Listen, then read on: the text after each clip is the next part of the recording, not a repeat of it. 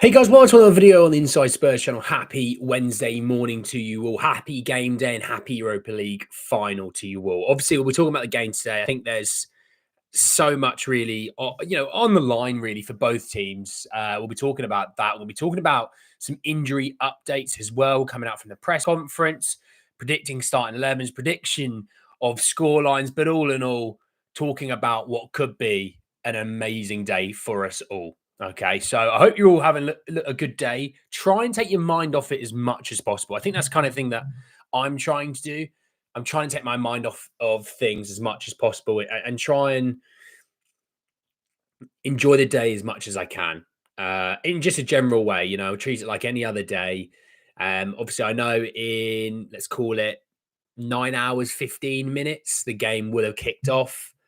That's obviously a scary thought, but for this part of the day, obviously, maybe I'll add to your thoughts and feelings towards the game, but at least for the evening, hopefully, you'll be able to enjoy it. Morning Spurs, Jacob, Steve, Hawkeye, how are we all? Look, this game today, obviously, is massive. It is massive to say the least. And again, I reiterate the point that I've made a few times. Don't look at this as a avenue to Champions League football. That's a bonus for me. Look at it as it's a cup trophy, right? So you're going to win something, but also you add to that, it's a European trophy. The UEFA Cup is a very famous UEFA trophy. Okay, it's a famous trophy across the board.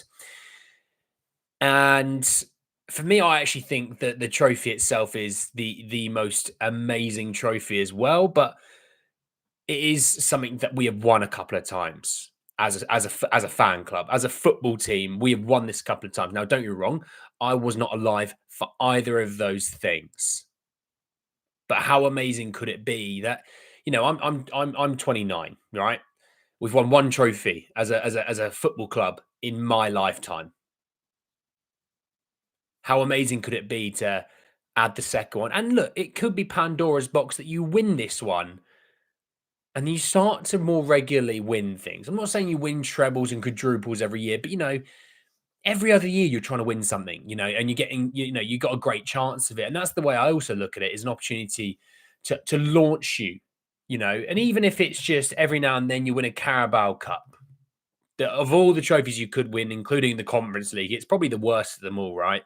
Financially, the worst of them all as well. But regardless, look at Newcastle and how they responded. They hadn't won a trophy in decades and decades and decades. Winning the Carabao Cup was amazing for them. Look at Palace last weekend. How amazing it is for them. This is a tier above that. And, for however many years I have done YouTube videos on and off for years, we've never been close. We've never been close to a trophy, have we? And this feels like the first one. And the first one is always really exciting. It really is. And I sort of think back to the Champions League final. And I think back to that game. And it's a weird one because obviously I wanted to win it. I didn't think we were going to, but I always wanted to win it. And I was kind of sort of thought, I'm just really happy to be here. It's a weird feeling, I didn't get. I enjoyed the occasion. I didn't feel the anxiety that I do today.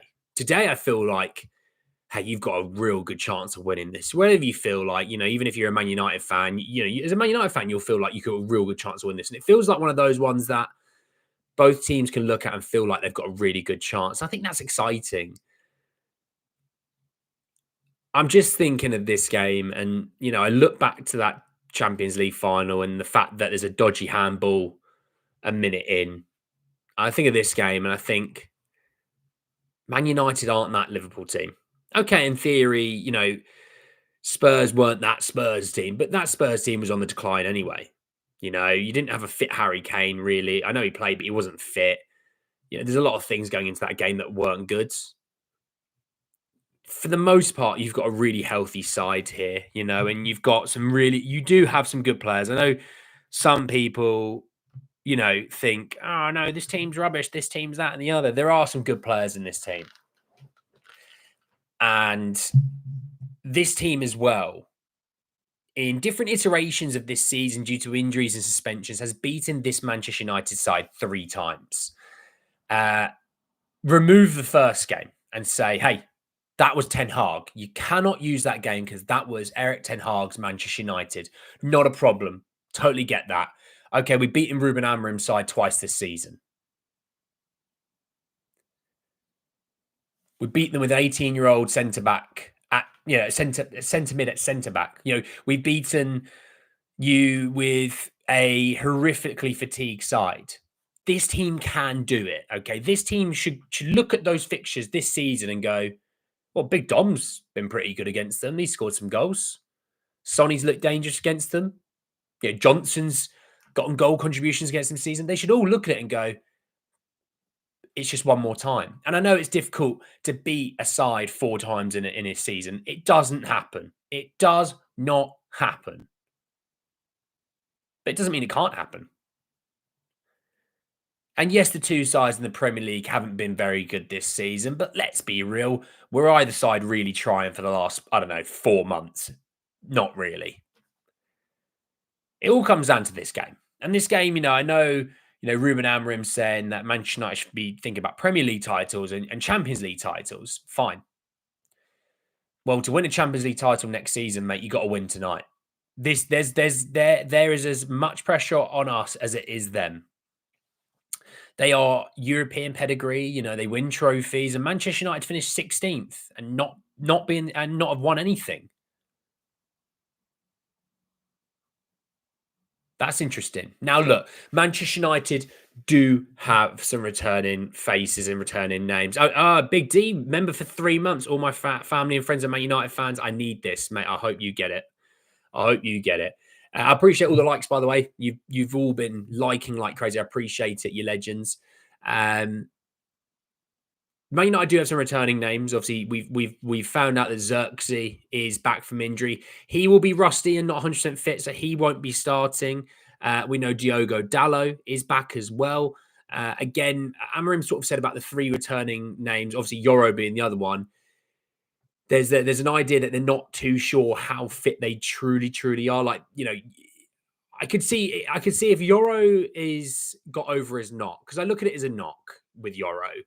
That's, with Dalot and Xerxes, that's an injury. They've been out for weeks. And Xerxes was expected to be done for the season. He's made it back, so fair play to him.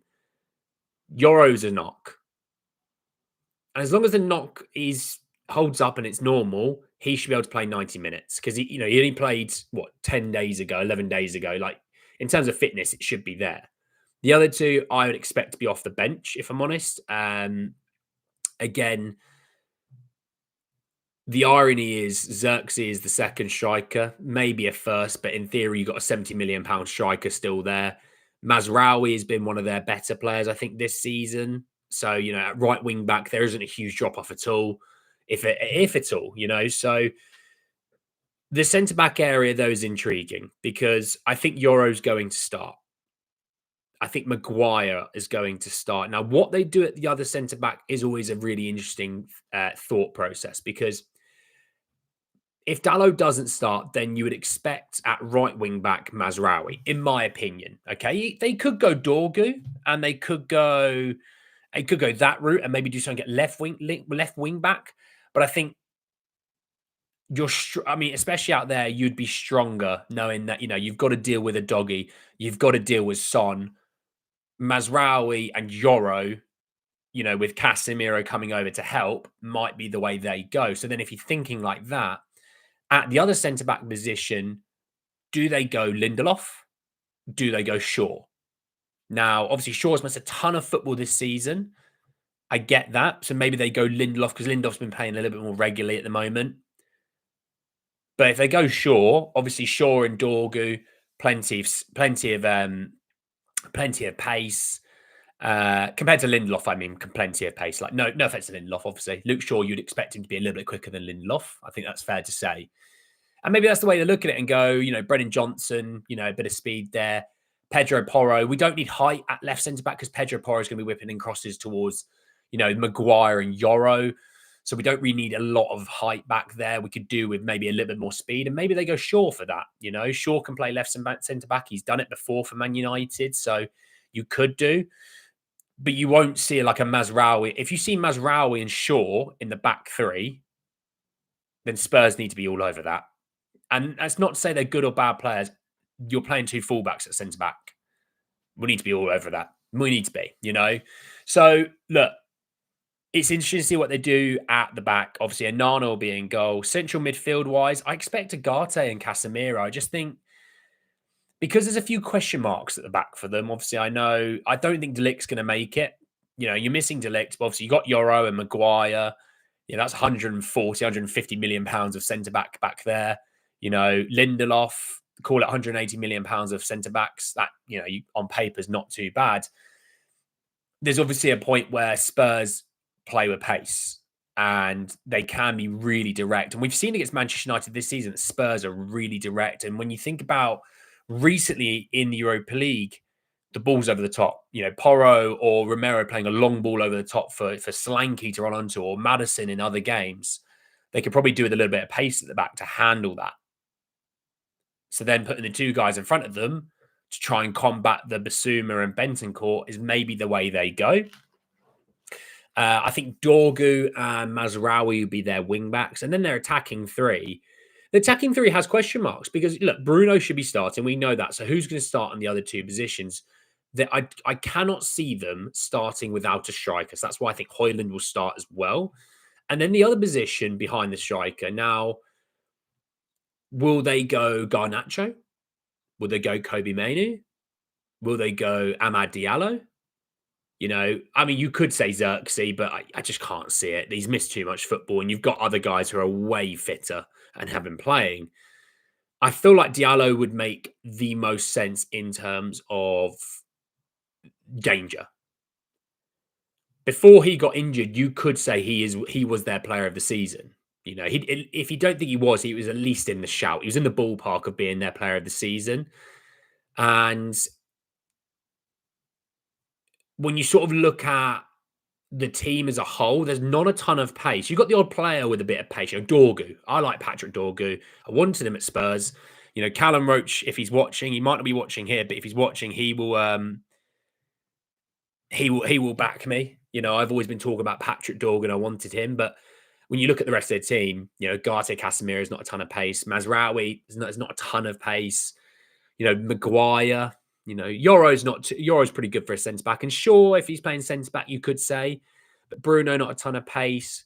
Højlund is quite a direct runner. So, again, Diallo would feel like the one. He's tricky, but pacey, and you could say Garnacho, but I don't think Garnacho's got the technical ability that the way Diallo has right this second. And that's why I think, they're starting 11. I'll go through it again.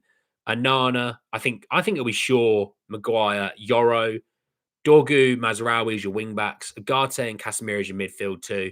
In the front three, Bruno, Diallo, and Højlund. I don't know what you guys think. Please let me know. I'm interested to see what you guys think. I think that would be my starting 11 for them. For us, look, let's talk about some injury news for us. Bergwijn hasn't made it. We were led on by a few different sources to say he would. He is not making it. He won't be in the final. But at least some good news. Pape has made the final. He's recovered. So it's something, I like Pape. And I think this could be an interesting game because when you look at that number 10 role, obviously if Pape plays, it's an 8. It's not going to be a 10. It's going to be an 8. If it's Odegaard, it's a 10, not an 8, right? Will they go compact?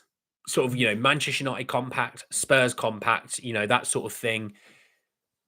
Will and in that regard, you kind of just like one of your toys when you're growing up, you wind it up in the back, and then you just push Saar and go 60, 70 minutes, empty the gas tank, run yourself into the ground.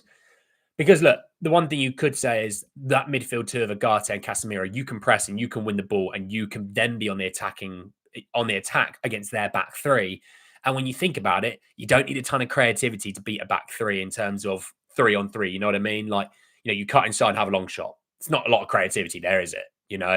Slide a ball in, the sort of on an overlap or an underlap. It's not a ton of creativity. It's not like Madison having to pick a pass.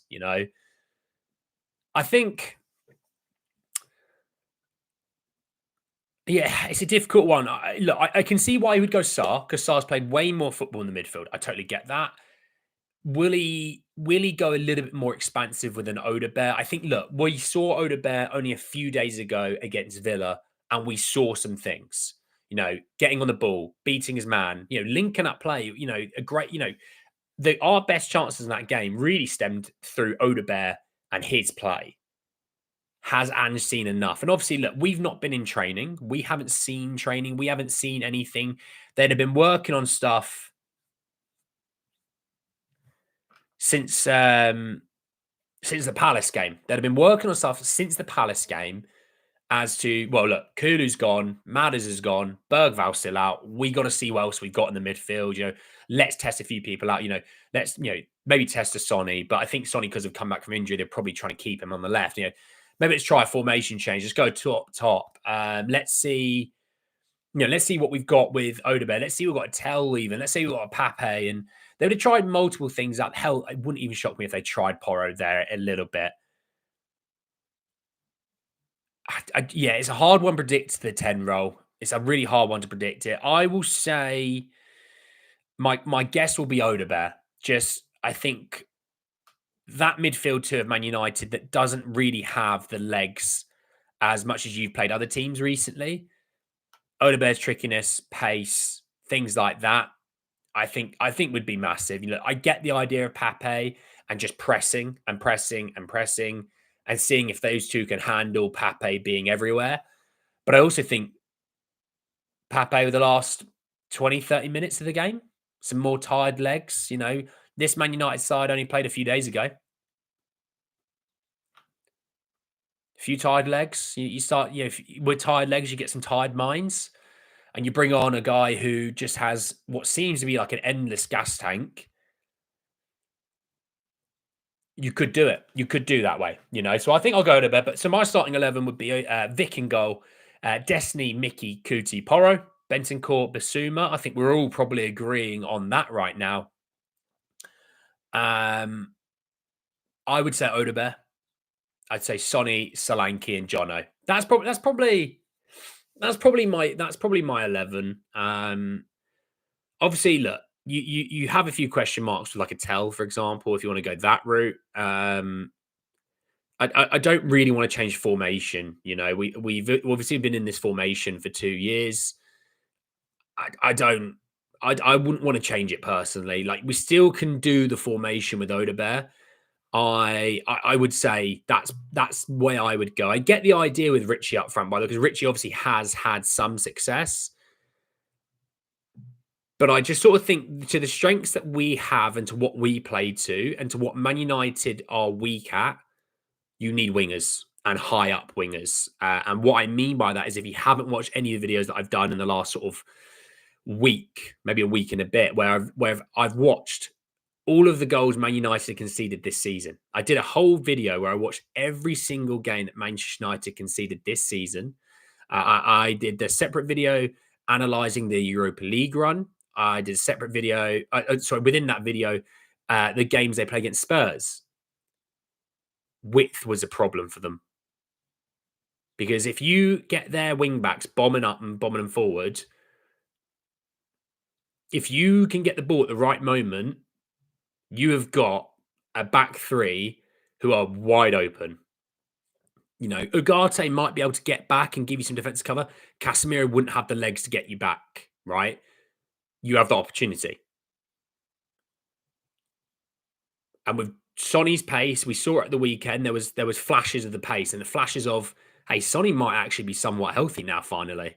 He's been dealing with injury for the last few months. Finally, he might be okay. Johnson as well. Solanke. I think Solanke's pace against like a Maguire could be fascinating tonight, I think, I still want to try and keep the formation because, look, back post crosses, low drivens are things that Man United super struggle with. Long shots, to be fair. Long shots, parries from like Bayindir or Onana, there is weakness there and you can get them. And Solanke this season has scored against Manchester United from a parry as well, don't forget. I mean, look, Solanke scored like 3 times this season against Manchester United, hasn't he? Or something like that. Scored in the 3-0. I think he scored twice in the 4-3. He did. He did. Because Johnson scored, Kulu scored, Solanke scored in the 3-0. The 4-3, Solanke got the first. Sonny scores from the corner. Solanke gets the dribble to make it 3. Who scored the second against? Hang on. Let me quickly look. Spurs 4-3, Man United. Just want to have a look at.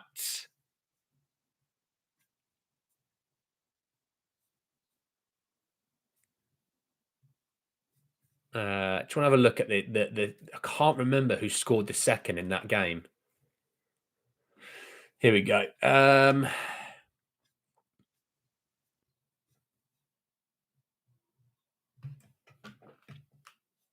Kulusevski was it? Yeah, it was Kulu, wasn't it? It was from the touchback, and Kulu scored. So you got Solanke that scored 2 in that game. Kulu Son directly from the corner, and then in the 1-0, Maddison scored. So Solanke has scored goals against Man. Solanke was scoring goals against Man United with Bournemouth as well. Don't forget, but Johnson and Solanke getting on score sheets. Johnson got an assist and a goal in the 3-0 for this Kulu goal. Solanke gets the goal from the corner. Flick on from Sarr. Yeah. I think Solanke today could be interesting. I haven't missed any comments about that. I have been reading them and going on. And Bergvall won't be fit, so no. I'll take Ange's word for it. He's done. And he didn't train yesterday at all. So, yeah, I think he's done. Do need a shave. I know that. It's a good-looking beard, but it could do maybe a trim. Yeah, it could do a trim. I'd definitely start Johnson. I'd use a 4-2-3-1. No, I don't know. I just think of the wingers being further up. Sonny and Jono further up is my thinking. Kiwi, how are you, mate? We want wingers who can take on their man. Richie ain't one. We know 10 starting players. Last one is Sarr or Richie or Odebear. It'll be or Odebear. I would rather Richie not start. I prefer Richie off the bench. I think Richie off the bench would probably be the way I would go. It's Odebear or Sarr for me in the midfield. That's the way I look at it. Like, I wouldn't want to take Solanke out of the number 9 role either. Like, I want Solanke further up the field. You know, it's like when I talk about changing formation, people say like a 4-4-2. Well, you're dropping Johnson further away from his dangerous point. You know, the whole thing about Johnson is wherever you think about Johnson, if he's a good player or bad player, we can all agree his movement in the box is elite. And he's one of our biggest goal threats. So let's keep him closer to the goal. And that's kind of my attitude on the change of formation. And also, like I said, we've been working on this formation for such a long time. Like, I would have Richie off the bench and go Sarr or Odebear. You know, I've seen Sarr, Biss, and Sarr, Biss, and Bentancur, and it's not been great. Hence why my Odebear fascination is there. And like I said, he played against Villa only a few days ago. And that's kind of my thinking as well. Steve's gone for Vic, Porro, Romero, Van der Ven, and Doggy, Bentancur, Biss or Sarr, and Odebear still playing as well. I think Biss is starting. Just like, you know, you think those 2 games against Bodo where we were all so worried about like their attacking threat, and Biss and Bentancur snuffed pretty much absolutely everything out. You know, barring a 22nd in 2 legs, Biss and Bentancur snuffed everything out. Biss plays well against Man United as well. Let's not forget about that. He plays well against Manchester United. He's in confidence as well. I'll keep Biss in there right now. You won't. I don't think you'll see Porro in midfield. I think that was probably a red herring from Ange to say, "Oh yeah, Porro could play midfield." Doesn't mean he's going to. No, that's also the way I always look at it. And look, I've said it before, and I say it again. If you've heard me say it before, apologies for how bored you might hear this. We have amazing players in certain positions. Yeah, Mickey Van der Ven and Christian Romero, brilliant. Desi Adoge and Porro, brilliant. Don't take one of them out of their position to put them elsewhere because you want someone else to play further up or somewhere elsewhere. Keep the great players in their great positions and work and build around that. When people go, hey, play Romero at the six.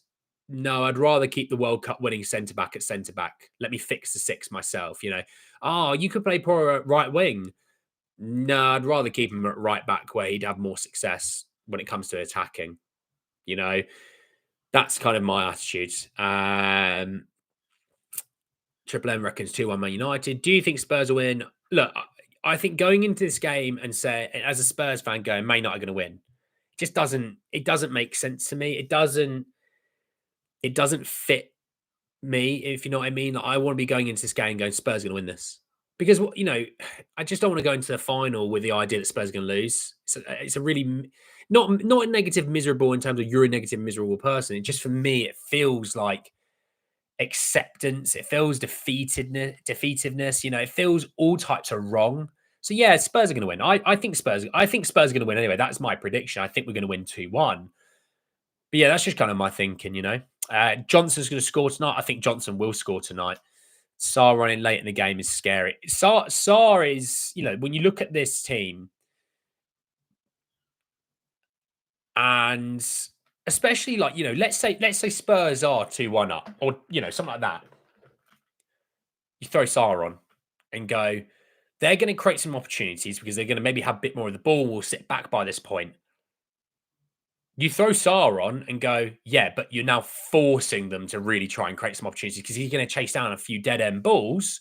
He's going to press some of those midfielders and they might make a sloppy pass. And it's not even like they'll win the ball. It's counter attack. It could genuinely be just like misplaced pass for a throw in. You buy yourself 10, 20, 30 seconds. He pinches the ball and gets fouled. You buy yourself 10, 20, 30 seconds. You bring the team further up the field. It's those sort of things that can change the game. People kind of go, it's all about goals, it's all about assists.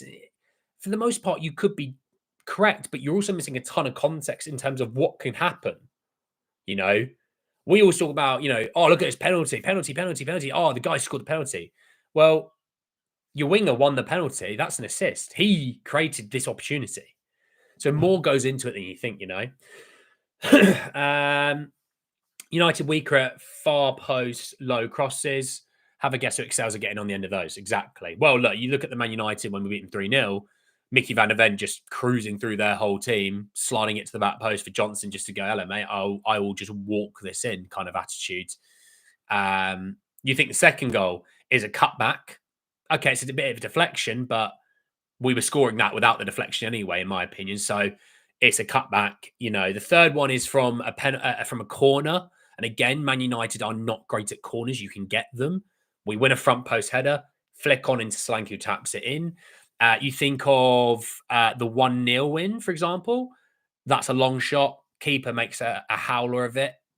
Well, it's not a long shot, but you know what I mean? It's a shot from distance. Keeper makes a howler of it. Maddison taps in. He's the only one alert. You think of the 4-3.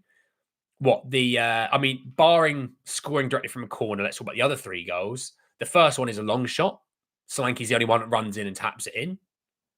The second game is not second game. The second goal is it Son to Maddison on the overlap, cuts it back to Solanke. It doesn't get to him. Martinez with a crap clearance, and Kulu's just sitting there going, hello, mate, I'm just going to tap that in. And then the third one is Man United play a bit of a high line. The ball goes over top to Solanke. No one goes near him. No one goes, anywhere near him. Brilliant shot, sort of 18 yards out, and just slides it into the corner. So we've had some success with some crosses and cutbacks and things like that. And the irony is, what's the thing that we do really well? Crosses, cutbacks, low drivens. That's why I think Johnson scores today. I really, really do, We'll sort of see. Finny Abyss Masterclass. I would like that. Hopefully, Romero looks like he'll eat the Man United players like that toss in Bodo. I'll be more confident. Look, I've been watching some of the videos on like Romero, and look, whatever you think about Ange, whether you love him or you hate him, it's irrelevant. Those players want to play for him, and he hasn't lost the dressing room. Romero loves him. You see him talking with Maddison on the sidelines, joking and laughing their heads off. You know, Porro and Kulu and Vic and, you know, all these guys want to play for him. All of them, you know. You'll see that. You saw it in the group huddle and just talking, laser focus. They're all looking basically through his soul kind of focus. And Romero, you could see head down, staring, you know. Him and Biss looked like they were born killers there and then, you know.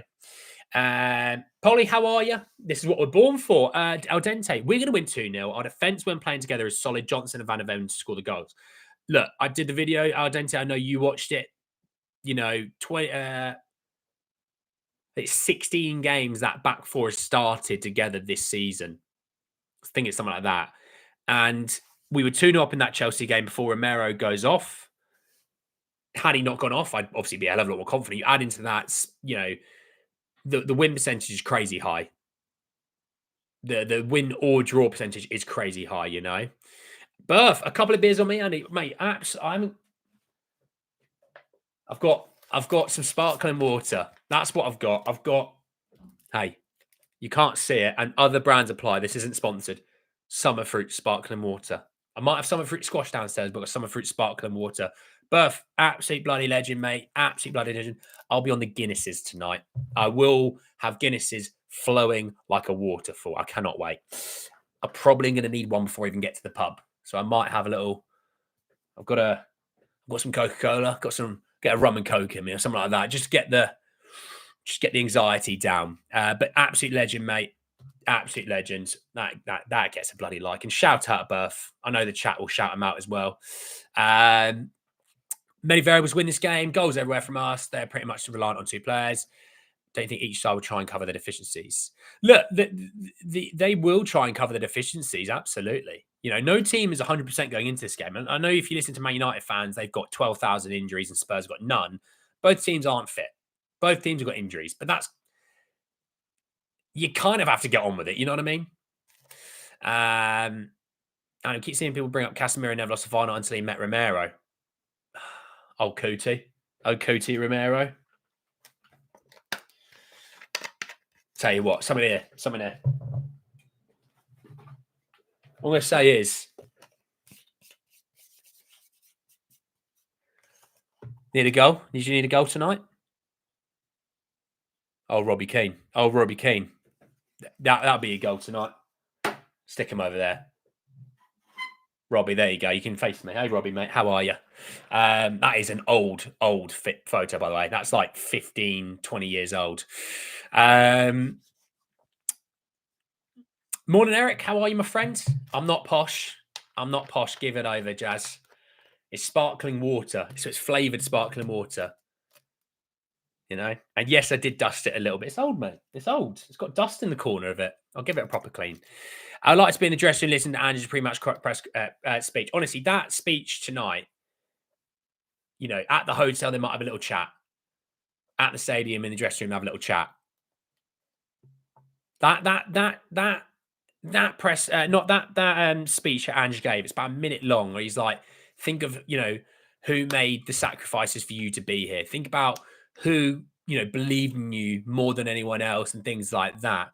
Go out there, do it for them, not just yourselves. Do it for them. You know, think about they'll be out on that pitch with you. You know, Ange going, it's you know, for Ange, it was his dad, and my dad standing next to me on the sidelines and things like that. And that just, I want to run through a brick wall. You know, I don't care what you think about him as a manager, if you think he's tactically brilliant or not. He would get anyone to run through a brick wall. He's got that head coach ability. You know, that manager ability. You know, in the NFL, they've got them in the NFL where the offensive coordinator who runs the offense, you've got the defensive coordinator who runs the defense. They're maybe the more brainiacs, but the head coach, he's a leader. You know, you think of Dan Campbell, Detroit Lions, Mike Vrabel with the New England Patriots. You know, so yes, Spurs win live stream from the pub. Oh, I don't know if I'd have the technology for it. Will I come back and do a live stream? You can bet your ass I will. Mate, Mark Goldbridge is confident. Let him be confident. And he should, by the way, can I say, he should be. He should be confident. You're going into a final. It's 90, you know, in theory, it's 90 minutes. Obviously, I know it can go longer, but it's 90 minutes. Look at the Champions League final. We were 1-0 down a minute in. Things can happen. Look at the Bodo Glimt game in the semi-final with 37 seconds in, 1-0 up. We've played Man United before and scored 13 odd seconds in with Christian Eriksen. So, yeah, you should be confident. You should be going in there and feeling up for this. Don't go in there and think, oh, I don't know if we're going to win this. Go in there and be like, we can win this. Why not? That's my attitude. When you want a goal, when you need one, give it to Solanke. I'll be at the pub when we lift that trophy. We're crying whilst downing a Carling. I hope it's better than a Carling, Joshua. Get yourself a Guinness. Enjoy it as well. Just watch that. Enjoy your lunch video. Link on Discord. Yeah. By the way, sorry. Join Discord if you want. Jazz always reminds to do it, and I always forget to put it in the chat. Join us for the final in the Discord. It's free. You're not charged. It's not like an ad or anything like that. Just join. We just chat Spurs in it every day. Jazz is the leader, the warden. Teddy is the founder. I'm just a face. Evening, Scott. How are you, my friend? Ange can make them run through a brick wall. If we lose every 50-50 tackle, Song never go into a 50-50. We don't. I mean, I'd love for you to tell me every single 50-50 we've lost. Because if it's every single one, that's interesting. Obviously, I know it's not.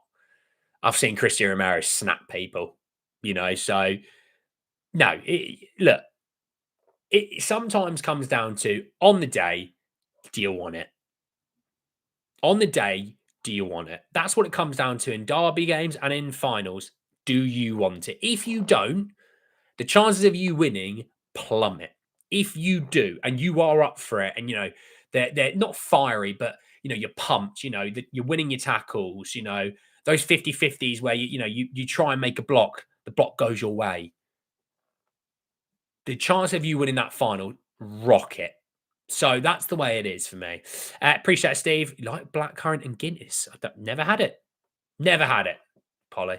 There's Callum Roach. I told you Callum Roach should be in here. I said, did I not say earlier when I was talking about Patrick Dorgu that Callum Roach would understand it? He would back me on this, that I've always wanted Dorgu because Callum Roach also wanted Dorgu at this football club. Knew he'd be here. He wouldn't miss it. OG of the chat. Should our players keep their heads? Yeah, look, I've been at that 5-2 loss. I've been at that 5-2 loss where Adebayor scores and gets sent off. It was one of the worst days of my life. I was at the game. I was at the Emirates. Miserable. And they can keep their heads. Disciplinary-wise, Spurs have been really solid this year. They've been really solid this year. This is famous last words and knock on wood and Robbie, knock on the frame of Robbie Keane. It's all about keeping your head, but it's also about not letting the moment get to you. And the beauty of this situation is when I compare the two teams, right? Mazraoui played for Bayern, had some success, right? Wasn't a huge part of it, to be honest. He was a bench player, but he had some success. De Ligt's not playing. You got Maguire. There's an FA Cup. Okay, FA Cup, fair enough. Let's note that. Let's not forget that. Then a Euro, not really much going on. Sure, there's some FA Cups and things like that. Obviously, I know with Maguire there's an FA Cup. I'm not ignoring that. Dorgu's not really much. Casemiro is a big winner. Now, that's the big one. The Casemiro one. Agate, bench player for PSG. Bruno hasn't won. I don't think he's won a ton before Man United. He might have won the odd trophy or two at Sporting, but I need a ton. Diallo, not massive amounts. Højlund, not massive amounts, right? So you got some FA Cups in regards to the majority. Now, Casemiro's won some Champions Leagues. Okay, he's won some La Ligas, some Copa del Rey's and some Champions Leagues. That's pretty good. I'm not denying that. That is pretty damn good. A World Cup kind of tops that, does it not? Every 4 years, you can't buy your success in terms of, we'll just buy Ronaldo. We'll bring Messi in. We'll do all these things. And what we're going to do is we're going to sign 6 players of 500 million. Can't do that. You play with who you can play with. Romero's won the World Cup. He's also won 2 Copa Americas, which is like their Euros. So for all this thing is like you've got no winners in this squad. You don't need a lot. I assume Porro's probably won something with Lisbon. The others, okay, maybe not so much. Sonny's obviously won the Asian Cup, which is big for South Korea. The rest of the team, not a lot, right? I totally get that. Well, Jono with Forest for the playoff final. I'll give you that. I'll give you that one maybe. But for the most part, it's not like an FA Cup, is it? It's not a Premier League or a Copa del Rey and things like that. Think of the main guy at the back, who he won't be a captain today because Sonny's back and Sonny will lead you out. But in terms of you can look at him and go, this guy's won it. This guy's a winner. All right. And trust me, I know people kind of think, oh, maybe he wants to leave. Maybe he wants Atletico. I can tell you what, he won't be thinking about Atletico right this second. He'll be thinking about, I want my hands on that bloody trophy. I want that absolute medal around my neck, and I want to win something today. That's why he won't be giving a damn about Simeone. He won't be giving a damn about Atletico or Real Madrid or Argentina even. He won't be thinking about them. He'll be thinking, I've got a European final. This might be the only one I ever go to in my career. I want to win that, And if you get a motivated Romero, you are going to win half your battles there and then because he will be up for it. He will be up for it. And I can't wait. Unleash the world class in him for today.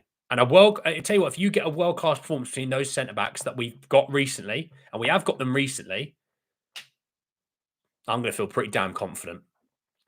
And I think Romero is better than Van der Ven. Yeah, I think Romero is better than Van der Ven as well. Yes. Ange will simply say, mate, and raise his eyebrows, and we've already won. Honestly,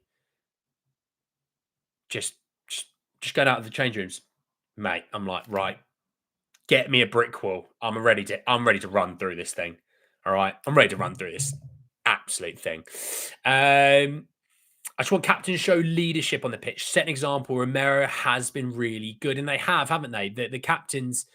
I know Sonny's missed some games. Maddison was great as, that in that leadership group. The leadership group obviously being Vic, Romero, Madders, and Sonny. Madders showed up in those big games when we needed him, Romero showed up. Vic has shown up in those big games. Just one more. That's all it is one more big game. Romero's Leo's glory. Bentancur has won a lot of trophies at Juve. He did. Yeah, I should have said Bentancur, actually. I won't say Kulu because he's not going to be playing. It's like me saying Maddison's won an FA Cup. Can't really say that he's not playing. I mean, you could even say like Radu. He's been at Juve, but he's not playing and he hasn't played. So I'm just thinking, more so use the guys that could play.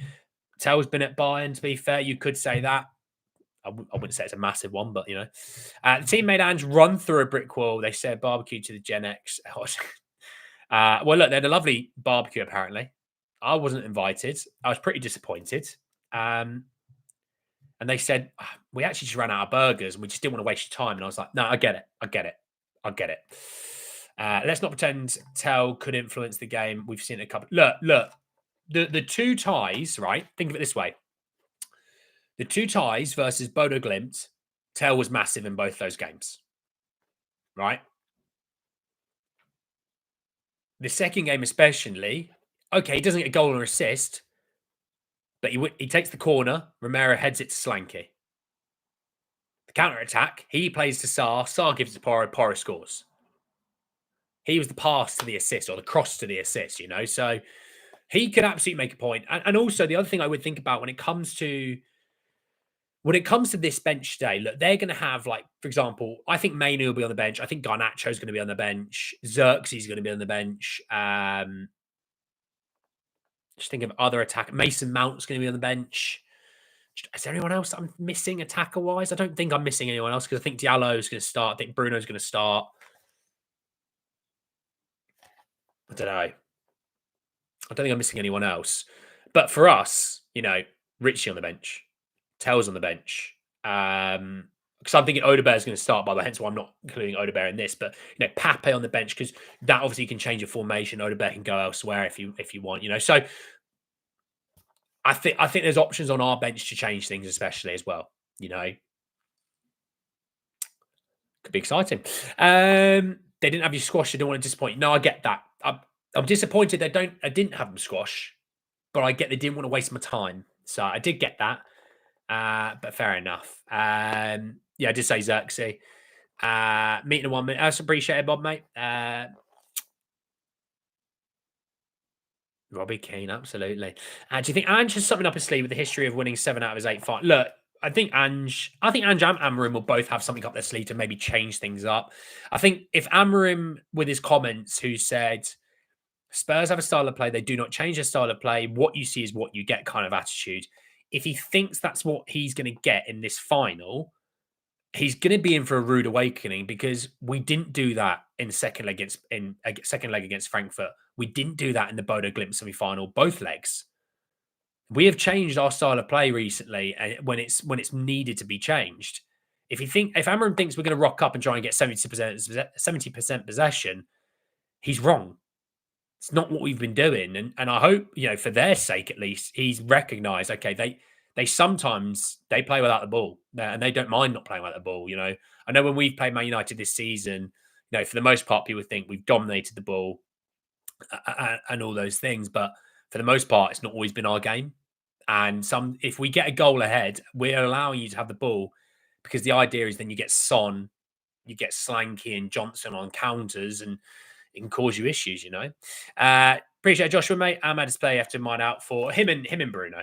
Him and Bruno. I've said about Bruno is Bruno might cross the ball 10 times, right? And 6, 7 of them maybe could be quite naff, okay? But 2 or 3 of them are going to be fantastic. And it's you got to worry for those 2 or 3. You might not need to worry for the other 6 or 7 if he gets the ball and he tries something outlandish, but he's going to keep trying. And at some point, something's going to stick. And you have to be aware of that, Am I a bit nervous? I'm always nervous for a cup final. I'm always nervous for a Spurs game. But I'm going in there with a positive mindset. That's the difference. Amra's trying to play mind games, trying to be like Jose. He wishes he could be like Jose. I know Jose and him play different football, but Jose also has won absolutely everything possible that you could win in football. Hasn't been to Germany or France yet. That could be a play. Or actually, a pretty fair trophy with the national team, something like that. Elfish Elf, not on our bench, and I agree with all of this, Andy. Amarim may not have been watching properly. Nah, he would have done. He's a smart coach. He's not an idiot. But what I'm saying is, in the situation where maybe, for example, he actually believed what he said, that he is an idiot because we haven't been doing that. So let's sort of see. But look, game now is in 8 hours and 27 minutes, 26 minutes, we'll call it once it hits 34. Not long left, okay? For yourself, like Steve and the others on the rest of the side of the world, try and get a few hours sleep if you can. For the rest of us, please enjoy the rest of your mornings, your afternoons, your evenings, wherever you are in the world.